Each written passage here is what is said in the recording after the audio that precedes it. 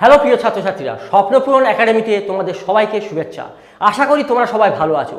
আজকে ট্রান্সলেশনের উপর একটা ক্লাস এনেছি যেটা খুবই গুরুত্বপূর্ণ, তাই ক্লাসটা শেষ পর্যন্ত দেখতে থাকো। দেখো, সে সেখানে আছে আর সে সেখানেই আছে। দেখো, দুটো সেন্টেন্সের মধ্যে প্রায় একই, কিন্তু এখানে হর্ষইটা এক্সট্রা আমি বসিয়েছি। তাহলে এই দুজনের মধ্যে দেখো, এটা সাবজেক্ট, এটা ভার, মানে কি বিভার, বিভার, আর এটা সেখানে মানে কি অ্যাডভার। সে সেখানেই আছে। ধরো একটা এক্সাম্পল আমি তোমাকে দিচ্ছি।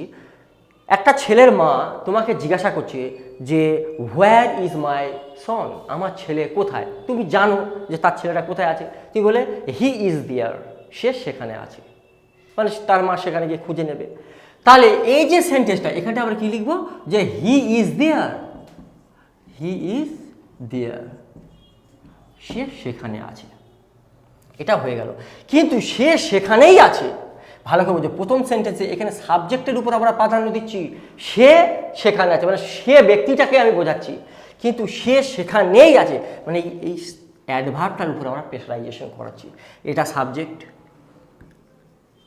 এটা বিভার, আর এটা অ্যাডভার্ব।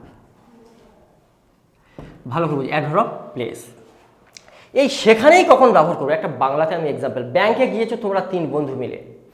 এবার একটা বন্ধু লাইনে দাঁড়িয়ে আছে, তাকে দেখে তোমরা দুজনে বাইরে এসে গেলে। 10 মিনিট পর তুমি তোমার একটা বন্ধুকে বললো, দেখো তো সে কোথায় আছে।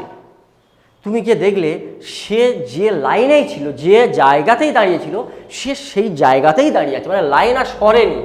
তখন তুমি তোমার বন্ধুকে এসে, ব্যাংকের বাইরে থেকে বন্ধুকে এসে বললে যে সে সেখানেই আছে। তার মানে কি, ওই জায়গাটাকে প্রাধান্য দেওয়া হচ্ছে, যে যে জায়গাটাতে সে দাঁড়িয়েছিল। তাহলে যখন ওই অ্যাডভার্বের উপর প্রেশারাইজেশন করা হবে, তখন আমরা কিভাবে আমরা ট্রান্সলেশন করব। এসো লিখবো জায়গাটার উপর প্রেশারাইজেশন করা। তাহলে জায়গাটাকে আমরা আগে আনবো। তাহলে দিস ইজ হোয়ার, হ্যাঁ। তাহলে এই জায়গাটাকে আগে আনলাম।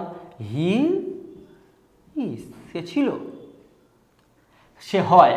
তাহলে this is where he is, তার মানে সে সেখানেই আছে, মানে এই জায়গাটার উপরে, এই হোয়ার মানে কি জায়গা, উপরে আমরা প্রেশারাইজেশন করলাম। তাহলে কি দাঁড়াবে, this is where he is, মানে সে সেখানেই আছে।